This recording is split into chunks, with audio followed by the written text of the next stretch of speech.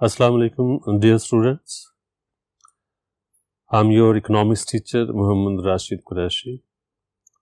Today we are going to do short questions and MCQs of public finance. Public finance का first short question है, what is public finance? Public finance means the estimation and management of government income and expenditures. In public finance, we study how a government gets its income and make expenditures. Second, what is private finance? Private finance या निजी मालियात. Private finance is the management of individual incomes to make various kinds of personal or private expenditures. It studies how an individual get income and make expenditures. Question, write 4 sources of government revenue या public revenue. सरकारी मालियात के 4 sources वसाइल बताइए, ज़रिए बताइए. First है tax revenue, मसलन income tax, sale tax.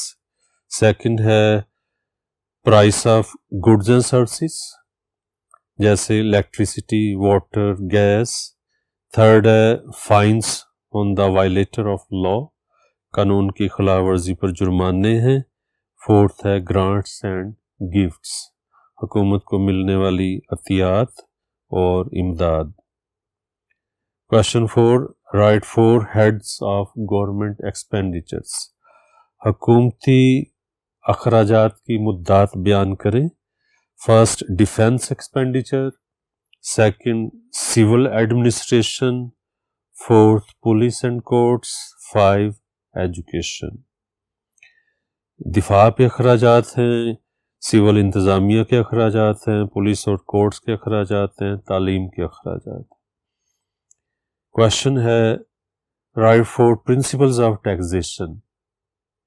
ये सवाल 2 तरह से आता है. ये एक तो टैक्स आयद करने के असूल बयान करें, या इस तरह आ जाएगा कि एडम स्मिथ के बयान करदा पहले 4 असूल बयान करें.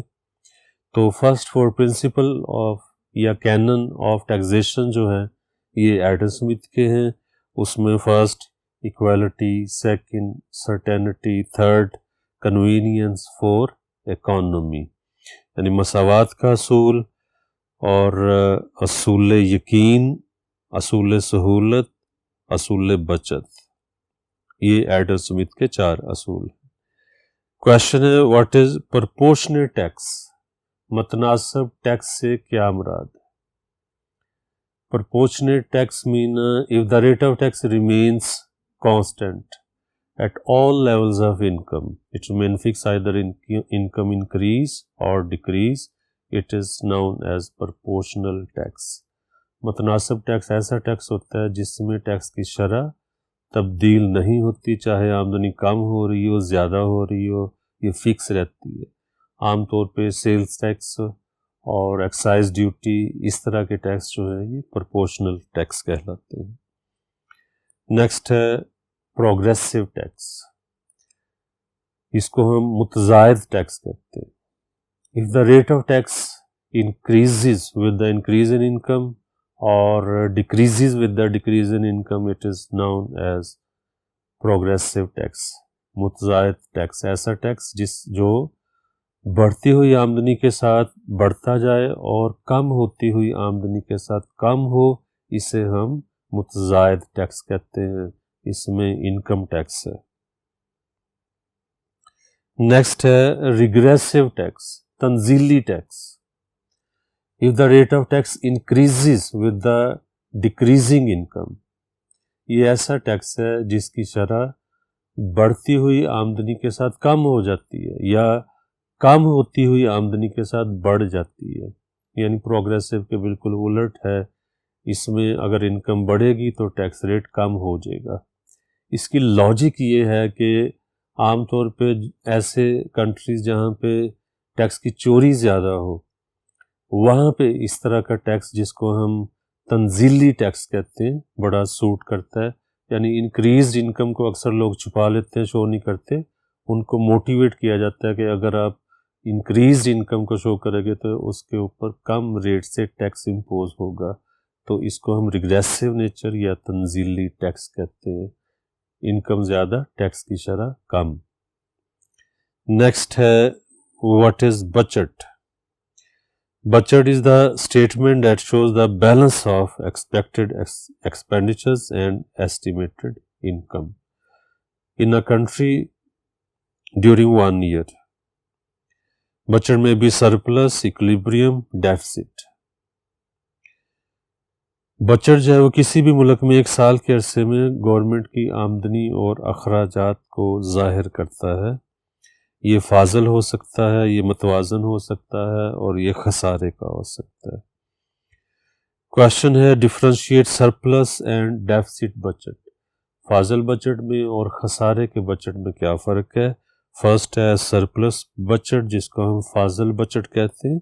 If the estimated income exceeds the proposed expenditures, अगर एस्टिमेटेड इनकम जो है, जिस आमदनी को आपने अंदाज़ा लगाया वो एक्सपेंडिचर से ज़्यादा हो, तो हम कहेंगे बजट जो है वो सरप्लस है।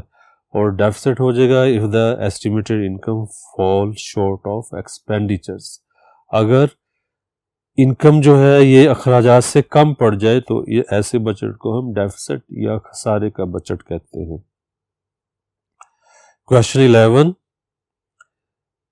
राइट फॉर डिफरेंसेस ऑफ ज़कात एंड टैक्स। ज़कात और टैक्स में जो फ़र्क है, 4 फ़र्क बयान करें। फर्स्ट है रिलीजियस एंड नेशनल ड्यूटी का फ़र्क है, यानी ज़कात रिलीजियस ड्यूटी है और टैक्स जो है ये कौमी फ्रीज़ा है। रेट ऑफ टैक्स एंड ज़कात, रेट में फ़र्क होता है। रेट ऑफ ज़कात is 2.5% which is fix for ever. Rate of tax में भी डिफरेंट, 5%, 10%। और नेक्स्ट है कॉन्सेप्ट ऑफ रिलैक्सेशन, रियायत का फ़र्क है। ज़कात 2.5 फिक्स फॉर एवर बाय अल्लाह and no one give any relaxation in ज़कात।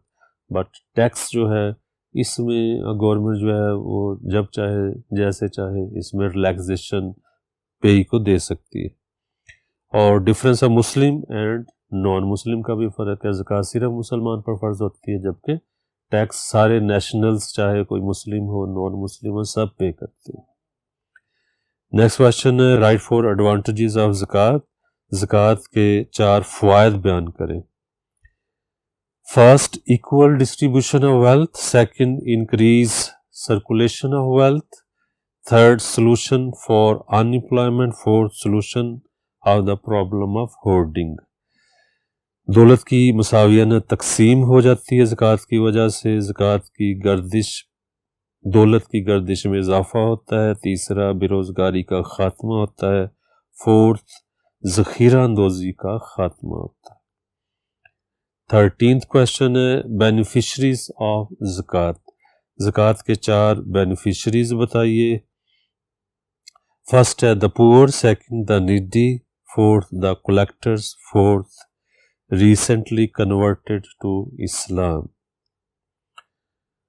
मुसारफिन ज़कात 4 गरीब, ज़रूरतमंद, जो ज़कात इकट्ठा करने वाले हैं उनको दी जा सकती है। और फोर्थ है नो मुस्लिम, जो नया नया इस्लाम कबूल करें उनको भी ज़कात दी जा सकती है।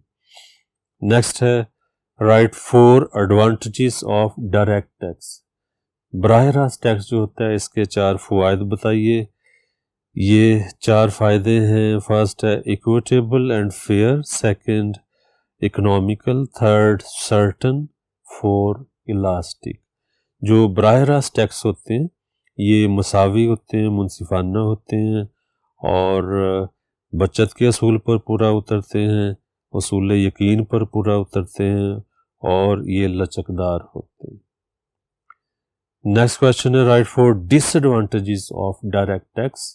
बराह रास्त टैक्स के 4 नुकसान बताइए। फर्स्ट है इनकन्वीनियंट टू पे, इनकी अदायगी करना बड़ा मुश्किल होता है। सेकंड, वेरी अनपॉपुलर, लोग इसको बहुत नापसंद करते हैं।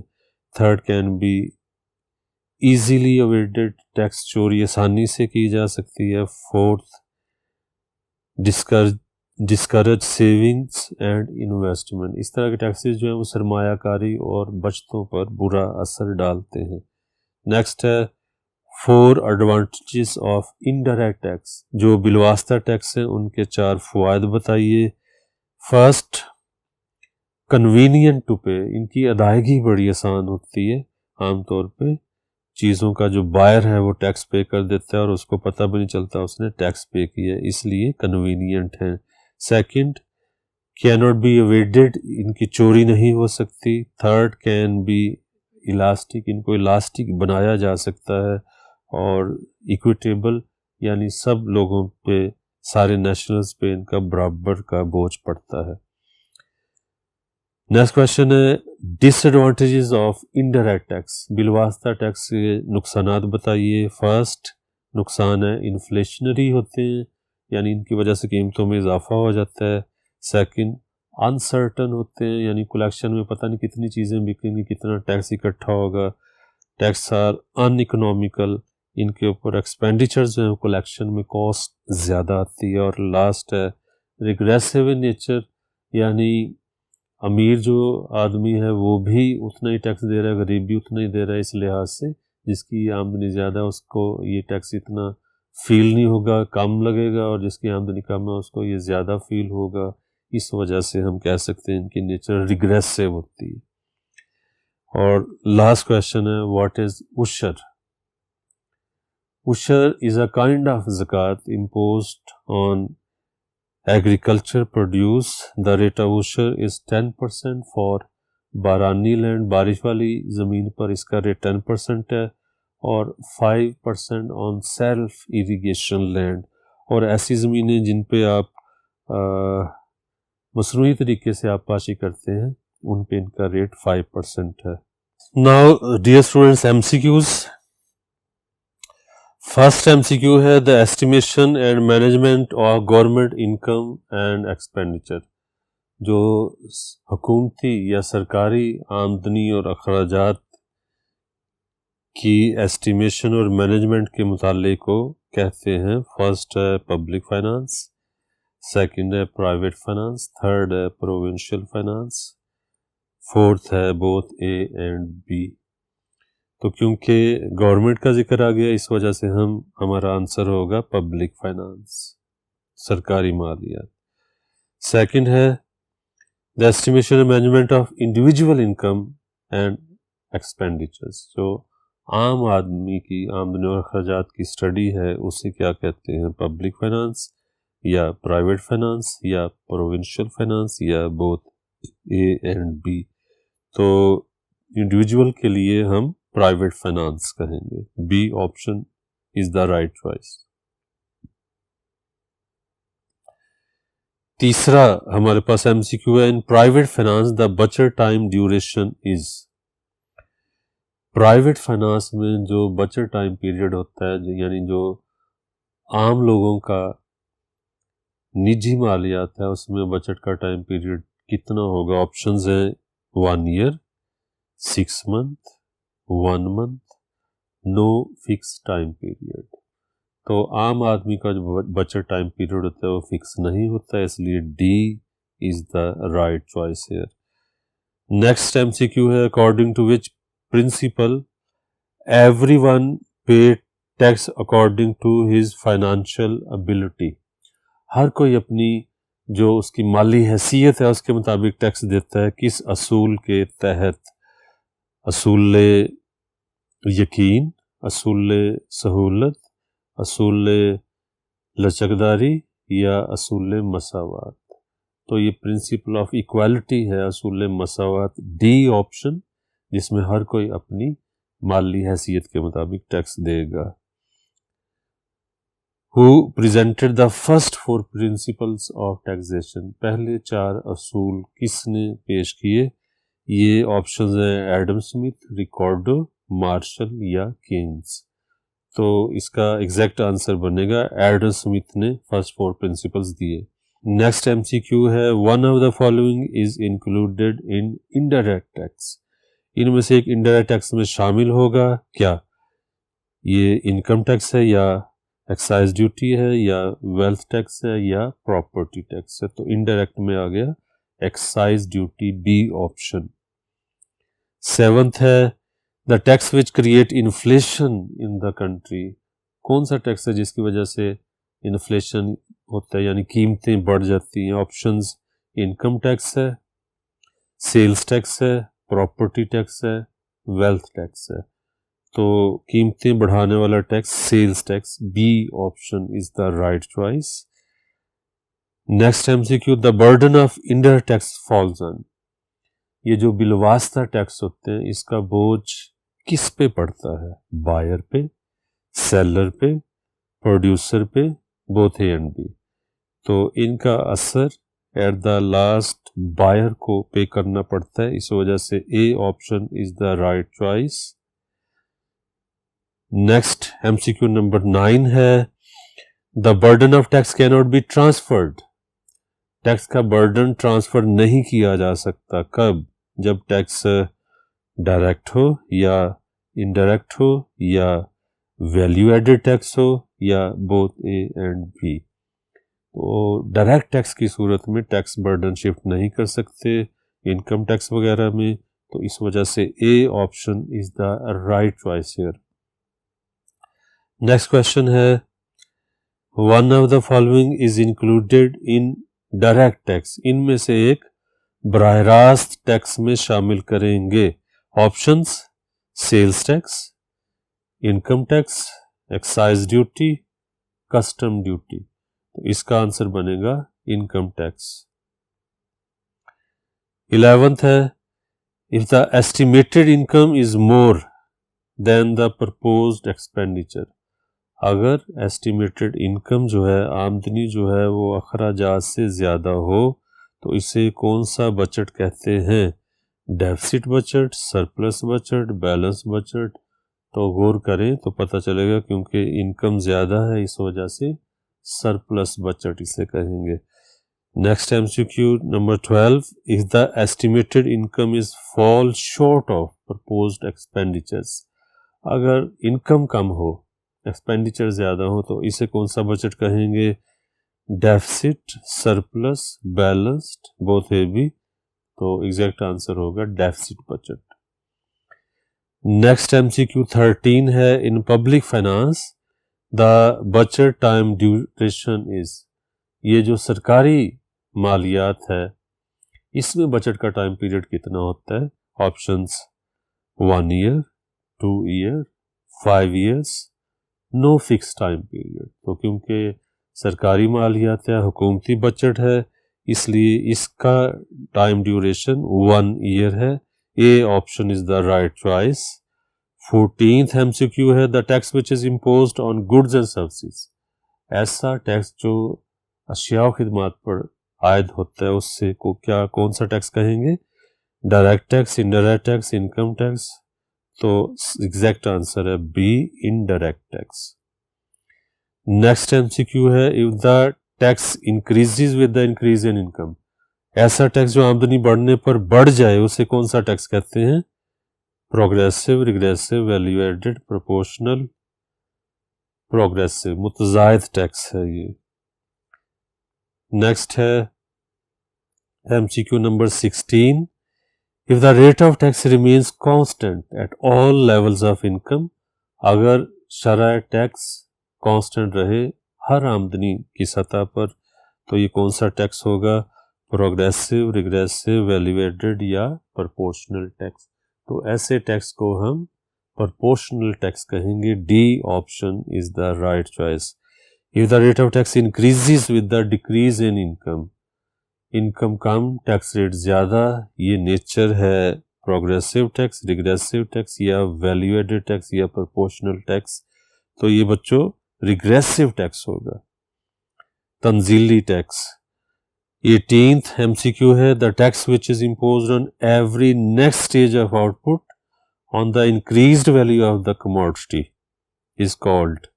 ऐसा टैक्स जो पैदावार के अगले मरहले पर आयद हो अशिया और खिदमात की बढ़ती हुई कदर पर, उसे कौन सा टैक्स कहते हैं?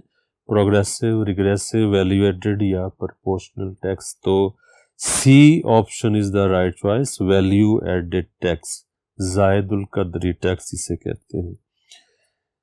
नेक्स्ट एमसीक्यू है ज़कात मीन्स, ज़कात के मानी क्या है, प्योरिफिकेशन या ग्रोथ या सैक्रिफाइस या बोथ ए एंड बी। तो ज़कात means both, purification and growth, पाकीज़गी और नशोनुमा। तो बोथ का आंसर सही है, इसलिए डी ऑप्शंस। उशर इज इम्पोज्ड मुस्लिम्स ऑन, मुसलमानों पर उशर फर्ज होता है, ऑप्शंस एग्रीकल्चर प्रोडक्ट्स पर, इंडस्ट्रियल प्रोडक्ट्स पर, गोल्ड एंड सिल्वर पर, बोथ एंड बी।